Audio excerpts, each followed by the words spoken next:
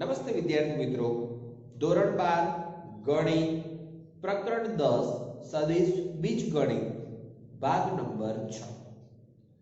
આગળના વિડિયોમાં આપણે સદિશ રિલેટેડ જુદા જુદા ટોપિકનો અભ્યાસ કરેલો છે અને સ્વાધ્યાય 10.2 નો આપણે અભ્યાસ શરૂ કરેલો છે. એમાં બે દાખલાનો અભ્યાસ કરેલો છે, જ્યારે ત્રીજો અને ચોથો બંને તમને હોમવર્ક આપણે આપેલા હતા. હવે દાખલા નંબર 5 જોઈએ. સ્વાધ્યાય 10.2 દાખલા નંબર 5. ચલો, રકમ આપેલું છે સદિશનું પ્રારંભ બિંદુ. પ્રારંભ બિંદુ આપણને આપ્યું છે 2 1 અને સાથે સાથે એક અંતિમ બિંદુ આપ્યું છે. અંતિમ બિંદુ છે -5 7. બરાબર. આ પ્રકારના બે બિંદુ આપેલા હોય તેવા સદિશ માટે અદિશ અને સદિશ ઘટકો આપણે લખવાના છે. મિત્રો, સૌથી પહેલા તો પ્રારંભ બિંદુ અને અંત્ય બિંદુ, એકને આપણે a કહી દઈએ, એકને b કહી દઈએ. તો આપણે એના આધારે ab સદિશ પહેલા તો લખી દઈએ. ab સદિશ લખવા માટે જે b નો સ્થાન સદિશ છે એમાંથી આપણે a નો સ્થાન સદિશ બાદ કરીશું. તો ચલો પહેલા આપણે એટલું કામ કરી દઈએ. તો અહીંયા પ્રારંભ બિંદુને આપણે a તરીકે, અંતિમ બિંદુને b તરીકે કહીએ. તો માટે ab સદિશ તરીકે આપણે શું લખી શકીએ? b માંથી a ને બાદ કરવા પડે. એનો મતલબ કે -5 7 -2 1. ચલો, -5 માંથી -2 જશે તો -7, 7 માંથી 1 જશે તો 6. તો મિત્રો, ab સદિશ તરીકે -7 6 મળ્યું છે. એને આપણે સદિશ સ્વરૂપે લખવું હોય તો -7i plus 6j. આને આપણે આ બંનેમાંથી કોઈ પણ રીતે લખી શકીએ છીએ. હવે આ સદિશ જે છે એના અદિશ અને સદિશ ઘટકો લખવા છે.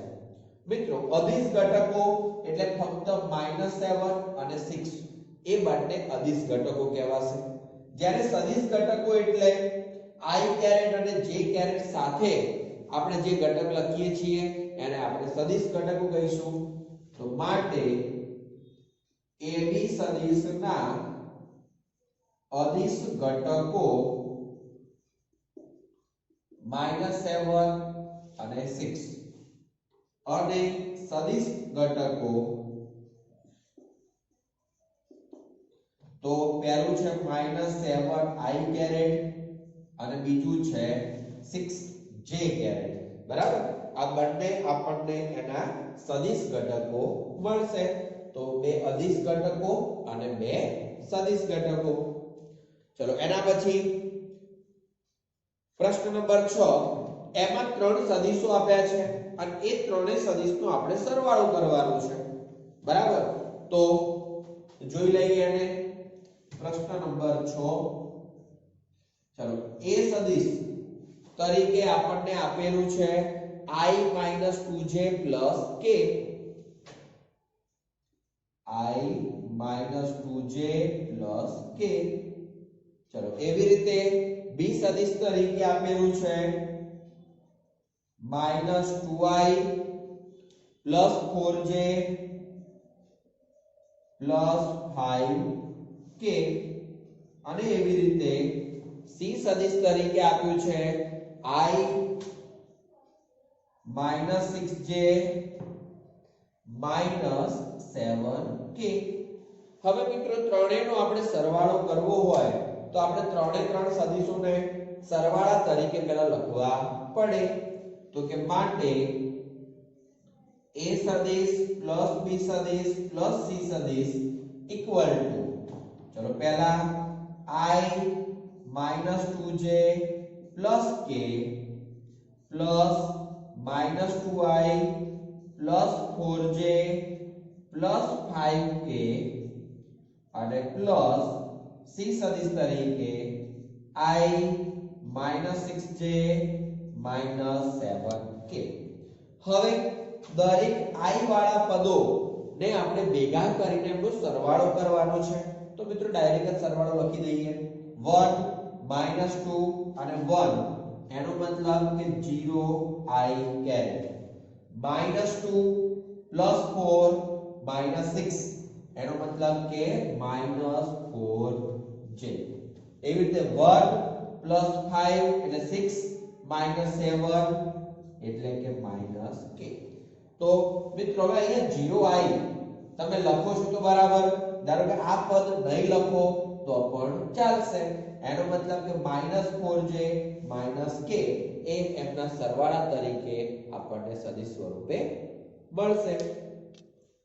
ચલો પ્રશ્ન નંબર 7.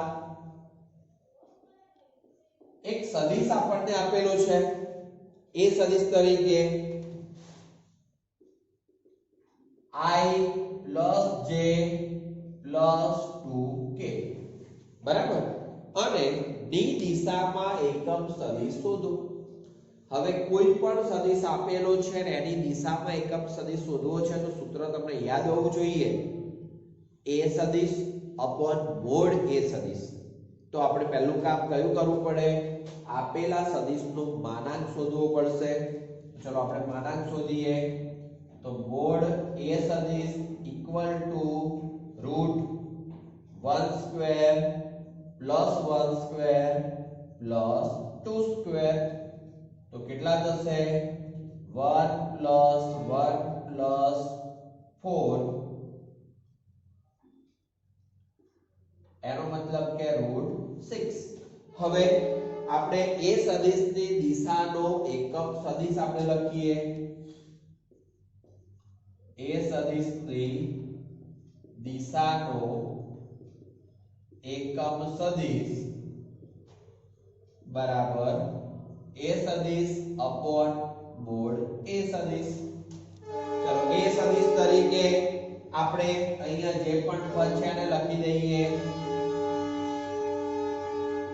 i + j + 2k અને mod a સદિશ તરીકે √6. હવે જે √6 છે ત્રણેય પદો જોડે આપણે અલગ અલગ લખી દઈએ.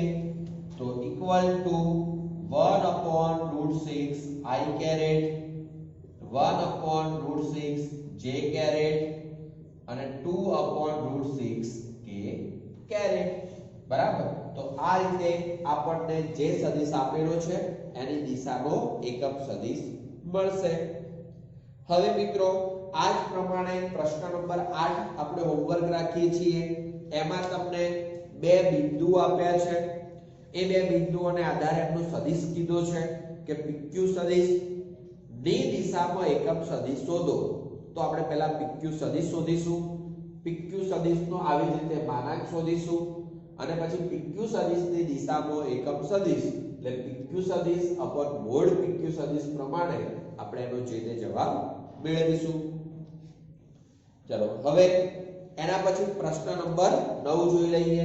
એ પણ એની એ જ રીત છે. પ્રશ્ન નંબર 9. ચલો પ્રશ્ન નંબર 9 માં એક એ સદિશ આપેલો છે 2i - j + 2k. 2i - j + 2k. ચલો એવી રીતે એક સદિશ b આપેલો છે -i + j અને -k. a સદિશ અને b સદિશ બંને આપણને આ રીતે આપ્યા છે. બરાબર. તો આપણે a સદિશ પ્લસ b સદિશ ની દિશામાં એકમ સદિશ શોધવાનો છે. તો મિત્રો સૌથી પહેલા તો આપણે બંને સદિશનો સરવાળો કરવો પડે. તો ચલો સરવાળો કરી દઈએ કે a સદિશ પ્લસ b સદિશ બરાબર 2i - j + 2k plus -i + j - k. તો હવે i વાળા પદો ભેગા કરીએ. 2 - 1 એટલે એકલા i, -1 + 1 એટલે 0, આપણે 0 j કરી દઈએ. 2 2 minus 1 તો plus 1k કરી દઈએ તો આ a સદિશ plus b સદિશ આપણને મળ્યું। હવે મિત્રો અહીંયા તમે આ જે વાળું પદ નહીં લખો તો પણ ચાલશે, સીધું i plus k કરી દેવાનું તો પણ ઇનફ છે। હવે આપણે એની દિશામાં એકમ સદિશ શોધવા માટે એનો માનાંક લખી દઈએ પહેલા તો ચલો એનો માનાંક આપણે બોર્ડ a સદિશ plus b સદિશ root 1 square plus 0 square plus 1 square એનો મતલબ કે રૂટ 1 plus 1 એનો મતલબ કે રૂટ 2 અને આપણે એની દિશામાં આપણે એકમ સદિશ લખવો છે તો આપણે શું લખી શકીએ માટે a સદિશ plus b સદિશ ની દિશામાં એકમ સદિશ બરાબર a સદિશ plus b સદિશ अपॉन बोर्ड a સદિશ plus b સદિશ।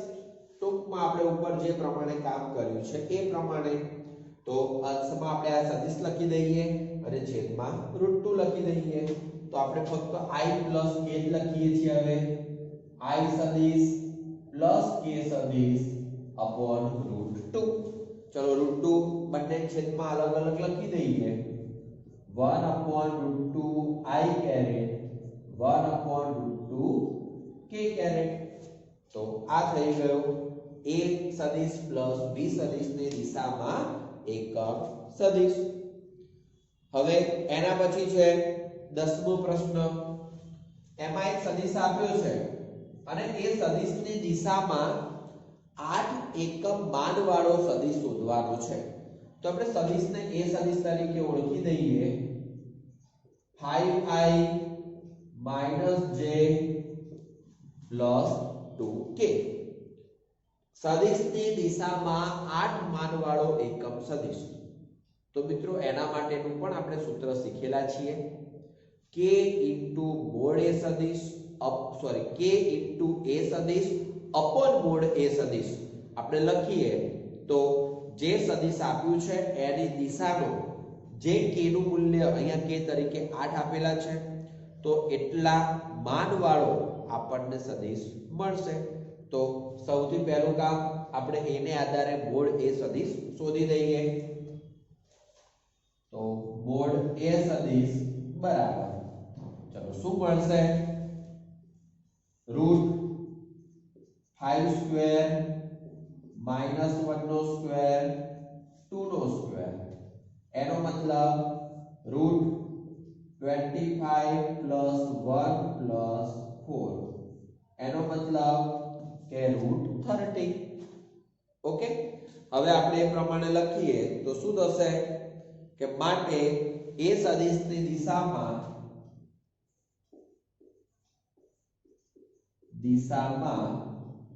k = 8 માનવાળો સદિશ બરાબર k * a સદિશ upon mod a સદિશ। ચલો આપણે k તરીકે 8 લખી દઈએ a સદિશ તરીકે 5i - j plus 2k અને mod a તરીકે √30।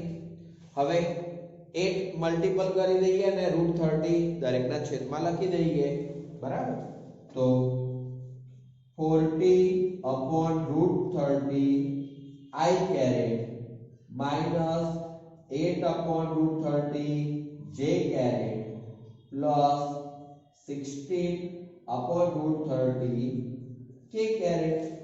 તો મિત્રો આ જે આપણને જવાબ મળ્યો છે એ ખરેખર શું થશે તો કે જે સદિશ આપેલો છે એની દિશાનો સદિશ પહેલા તો બીજું આનો માનાંક કરવામાં આવે તો એ માનાંકનું મૂલ્ય આપણને કેટલું મળશે 8 મળશે બરાબર તો એ રીતનો સદિશ આપણને મળશે। તો આ થયો પ્રશ્ન નંબર 10। હવે આપણે એના પછી 11મો પ્રશ્ન, બે સદિશો આપ્યા છે એ બંને સદિશો સમરેખ છે એવું આપણે બતાવવાનું છે. તો ચલો બંને સદિશનો ઉલ્લેખ કરી દઈએ. એ સદિશ તરીકે આપણને આપેલા છે 2i - 3j + 4k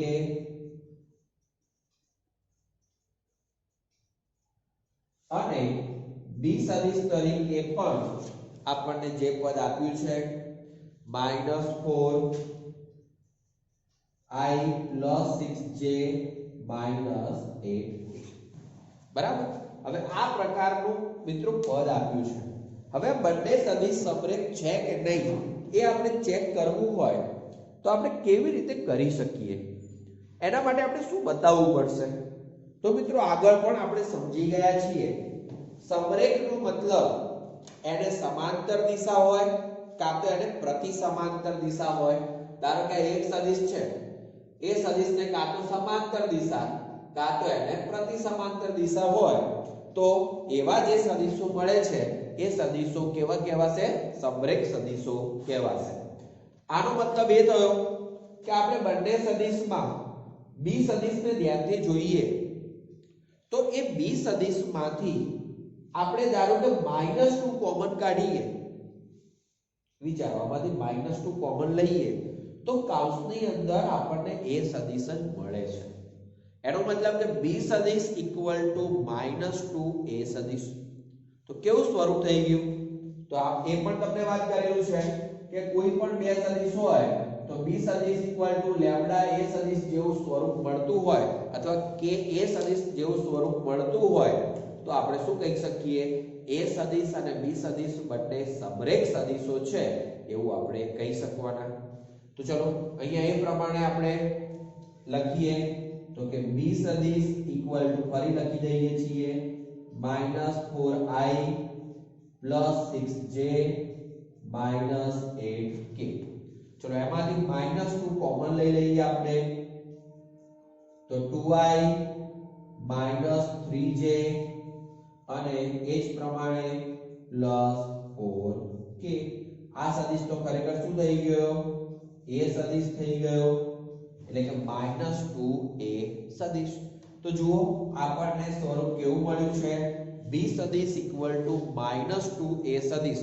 આનો મતલબ એવો થયો કે એ સદિશ અને બી સદિશ બંને પ્રતિ સમાંતર છે.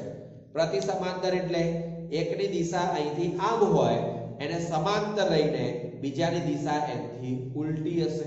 બરાબર. તો બંને પ્રતિ સમાંતર સદિશો થયા અને પ્રતિ સમાંતર સદિશો હંમેશા કેવા સદિશો થશે?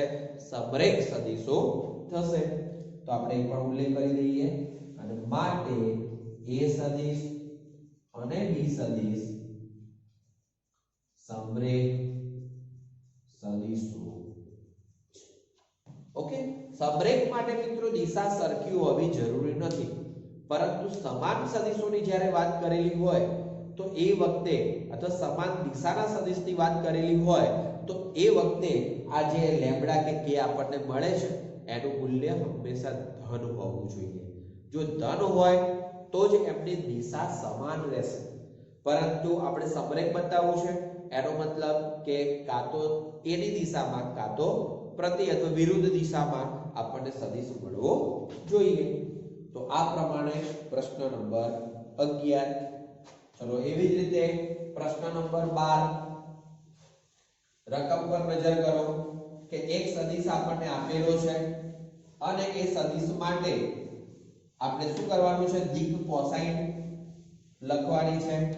તો હવે દિક કોસાઇન માટે યાદ કરજો આપણે કયા નિયમનો અને કેવી રીતે ઉપયોગ કરીએ છીએ? તો ત્રણ દિક કોસાઇન l m અને n હોય. બરાબર. આપેલા સદિશના ઘટકો x y અને z હોય, સદિશ a હોય તો l = x/mod a સદિશ, m = y/mod a સદિશ અને n = z/mod a સદિશ. આ ત્રણ આપણને જે પણ મળશે અને એમને આપણે કૌંસમાં લખી દઈશું તો એ આપણા માટે શું કહેવાશે? દિક કોસાઇન કહેવાશે. તો આપણે કાં તો એ સદિશ તરીકે લઈએ કાં તો r સદિશ તરીકે લઈ લઈએ. તો ચલો અહીંયા આપણે r સદિશ તરીકે જ ઉલ્લેખ કરી દઈએ. તો તો કે પ્રશ્ન નંબર 12 r સદિશ equal to I plus 2j plus 3k.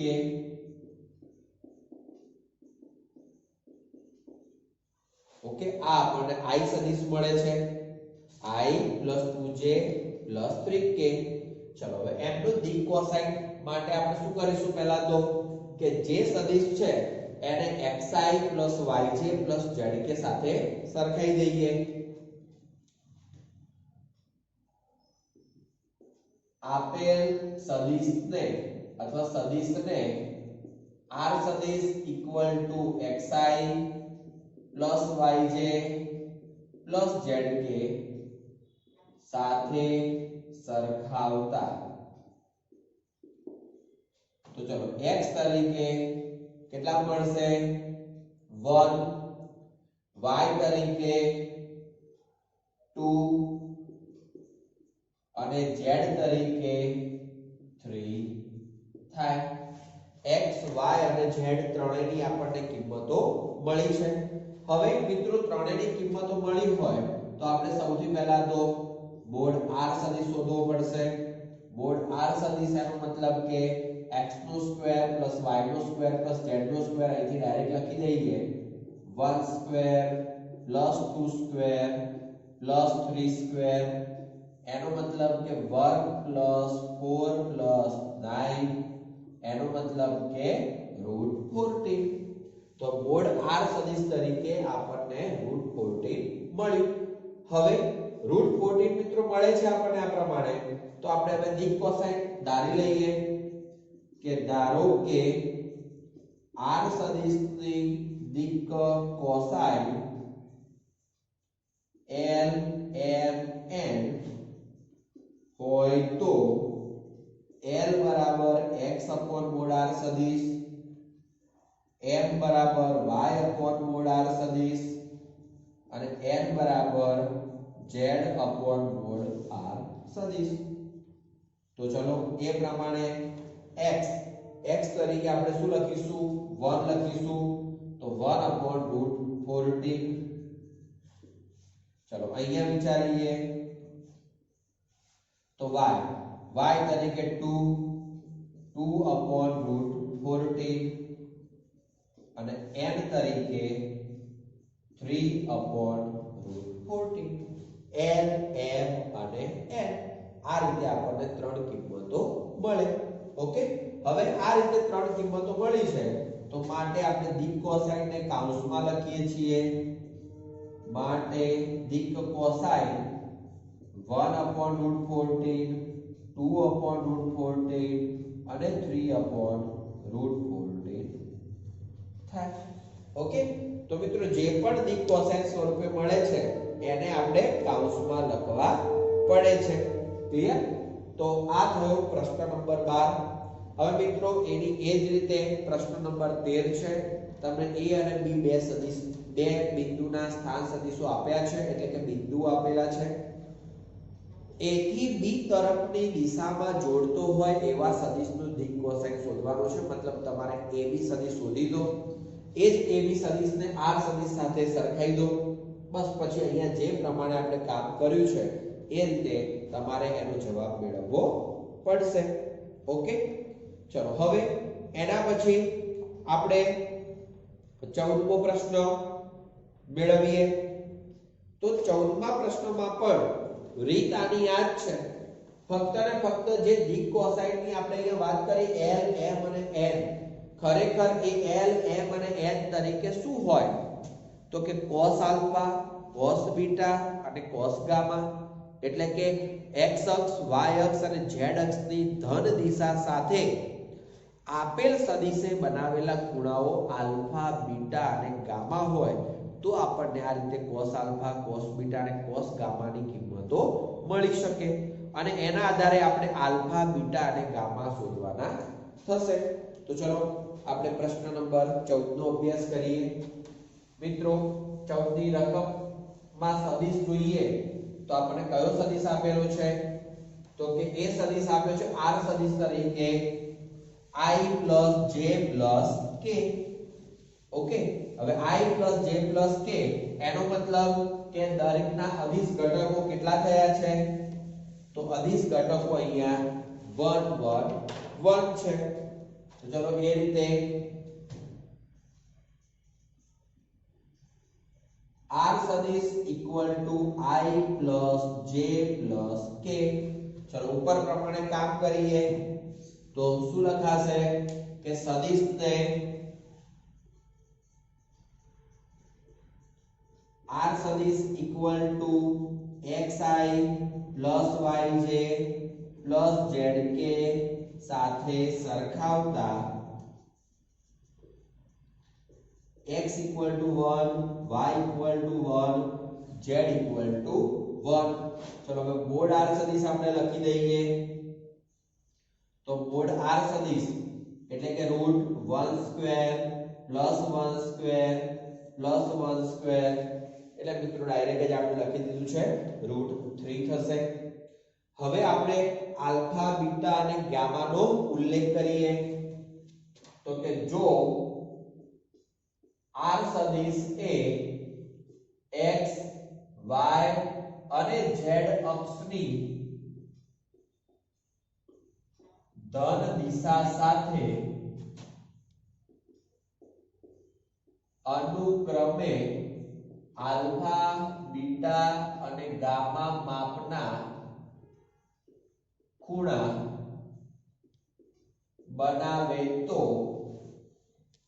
આ ત્રણ માપના ખૂણાઓ બનાવે છે તો આપણે શું કહી શકીએ કે એ ત્રણ ખૂણા બનતા હોય તો cos આલ્ફા cos બીટા અને cos ગામા એ એની શું થશે દિક કોસાઇન નો થાય. ખૂણા બનાવે તો cos આલ્ફા cos બીટા અને cos ગામા એ દિક કોસાઇન થાય. ઓકે, હવે દિક કોસાઇન થાય છે તો જેવી રીતે આપણે l m અને n લખ્યા છે હવે l m અને n ની જગ્યાએ આપણે શું લખવાનું છે cos આલ્ફા cos બીટા અને cos ગામા આપણે લખવાનું છે. તો આપણે એ પ્રમાણે હવે કામ કરીએ cos આલ્ફા cos બીટા અને cos ગામા. તો માટે cos આલ્ફા બરાબર x mod r સદિશ cos beta y mod r સદિશ અને cos gamma z mod r સદિશ x y અને z. તો મિત્રો હવે એ પ્રમાણે આપણે જોઈએ તો x તરીકે આપણી પાસે છે 1 mod r સદિશ છે √3 માટે cos આલ્ફા 1/√3 cos બીટા પણ 1/√3 અને cos ગામા તો પણ 1/√3. મિત્રો આપણે આલ્ફા બીટા અને ગામા નું મૂલ્ય શોધવાનું છે બરાબર.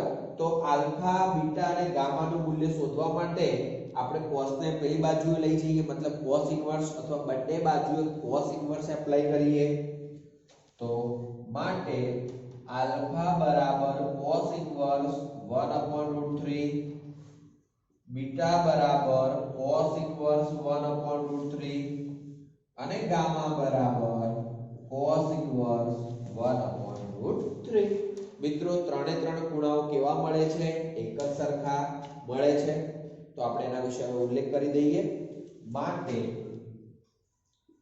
r સદિશ એ ox oy અને oz અક્ષ સાથે બનાવેલા ખૂણાઓ cos ઇન્વર્સ 1/√3. મિત્રો હવે ત્રણેયમાં ખૂણો એક જ સરખો છે બરાબર. તો આપણે આ પ્રમાણે ડાયરેક્ટ લખીએ તો ચાલે કે અક્ષ સાથે બનાવેલ ખૂણો cos ઇન્વર્સ 1/√3 થાય કારણ કે ત્રણેય માટે એક જ સરખો છે એટલે નહીંતર તમારે 3 વખત લખવા પડશે. ઓકે, તો આ રીતે અહીંયા આપણે x y અને z અક્ષની ધન દિશા શબ્દ વાપર્યો છે. એ જ મિત્રો ox oy અને oz z અક્ષ બતાવે છે. ક્લિયર? ચલો હવે એના પછી પ્રશ્ન નંબર 15 નો અભ્યાસ કરીએ. તો મિત્રો પ્રશ્ન નંબર 15 માટે આપણે અંત વિભાજન અને બહિર્વિભાજન નો આપણે વિચાર કરવાનો છે. અંત વિભાજન અને બહિર્વિભાજન ને આપણે યાદ કરીએ તો કોઈ પણ એક સદિશ માટે પ્રારંભ બિંદુ a સદિશ હોય, એનું અંતિમ બિંદુ b સદિશ તરીકે હોય, બરાબર, અને એમને જોડતા સદિશનું m જેમ n ગુણોત્તરમાં વિભાજન કરતું હોય એવો કોઈ એક સદિશ અથવા બિંદુ આપણે વિચારીએ તો m b સદિશ પ્લસ n a સદિશ અપોન m પ્લસ n થાય. અંતર વિભાજન માટેનો વિચાર કર્યો. ધારો કે બહિર વિભાજન માટે વિચાર કરીએ તો બંનેમાં વચ્ચે શું આવે છે? માઈનસ આવે છે. તો આપણે એ પ્રકારનું અહીંયા કામ કરીએ. તો પ્રશ્ન નંબર 15, ચલો બે બિંદુઓના સ્થાન સદિશો આપ્યા છે તો લખી દઈએ p નો સ્થાન સદિશ બરાબર I plus 2j minus k અને q નો સ્થાન સદિશ બરાબર કેટલું છે? માઈનસ I પ્લસ j અને પ્લસ k. ક્લિયર? તો મિત્રો આ પ્રમાણે p અને q ના સ્થાન સદિશો આપેલા છે અને બિંદુ r નો આપણે સ્થાન સદિશ શોધવાનો છે. તો પેલા r માટે આપણે ઉલ્લેખ કરી દઈએ કે આને આપણે જુઓ pq સદિશ વિચારવાનો છે તો આને આપણે a સદિશ તરીકે ઓળખી લઈએ, આને b સદિશ તરીકે આપણે ઓળખી લઈએ. ઓકે, હવે ઉલ્લેખ કરીએ કે પહેલા પ્રશ્ન તરીકે કે r એ pq સદિશનું મિત્રો 2:1 ગુણોત્તર છે. અંત વિભાજન માટે આપણે અત્યારે વિચારીએ છીએ તો m upon n બંને મૂલ્યો ધન રાખીશું. m upon n equal to 2/1 ગુણોત્તરમાં અંત વિભાજન કરે છે. માટે r નો સ્થાન સદિશ બરાબર mb સદિશ પ્લસ na સદિશ અપોન m પ્લસ n. ચલો mb સદિશ m તરીકે આપણે શું લખીએ? 2. ચલો b સદિશ તરીકે minus I plus j plus k, minus I plus j plus k. ચલો n તરીકે 1.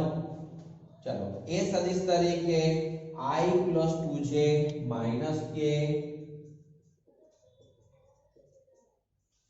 અપોન m પ્લસ n એટલે કે 2 પ્લસ 1. હવે આપણે એ જોવાનું છે કે i વાળા પદો કુલ કેટલા થાય?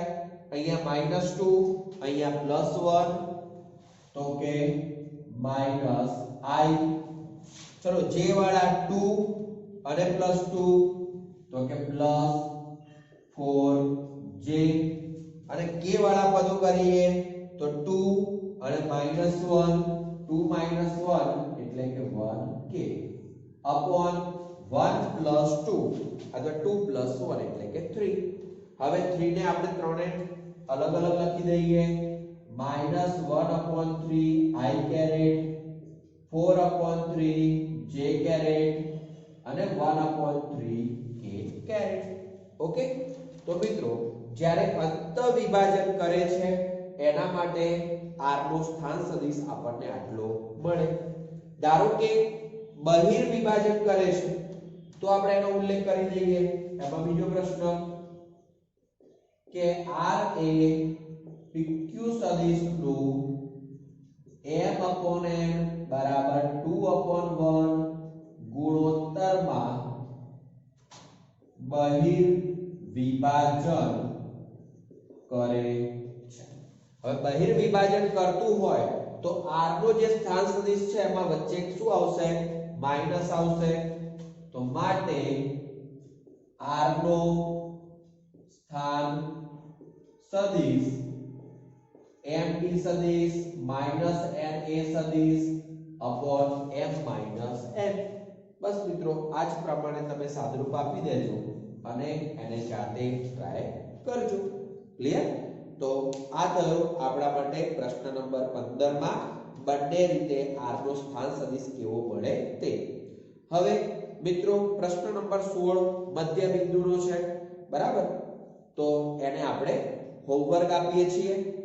તો આજના વિડિયોમાં આપણે આટલા સુધી રાખીએ છીએ। હવે પછીના નેક્સ્ટ વિડિયોમાં આગળના જે 2-3 દાખલાઓ બાકી છે તે અને બે સદિશનું અંતર્ગુણન અને બહિર્ગુણન ના અભ્યાસ એટલે કે ડોટ ગુણાકાર અને ક્રોસ ગુણાકારનો અભ્યાસ આપણે કરવાનો થશે। Thank you. જય હિન્દ, જય ભારત।